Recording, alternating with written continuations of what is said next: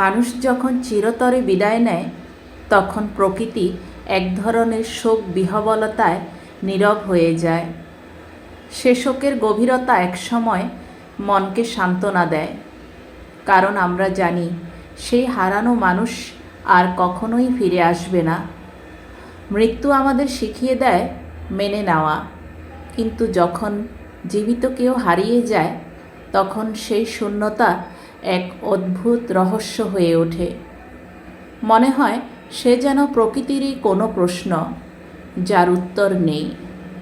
এখানে অপেক্ষা থাকে, কিন্তু সেই অপেক্ষার শেষ কোথায় তা কেউ জানে না। আশা থাকে, তবে সেই আশার ভেতরেই জড়িয়ে থাকে এক অনিশ্চয়তা, কেমন যেন এক অজানা ভয়।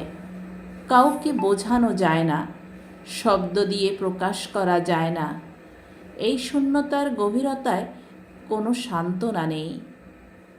লেখক হুমায়ুন আহমেদ বলেছিলেন, পৃথিবীর সবচেয়ে তীব্র শোক হলো জীবিত মানুষ হারিয়ে যাওয়ার শোক। এই শোকের ভার প্রকৃতি নিজেও হয়তো বহন করতে পারে না।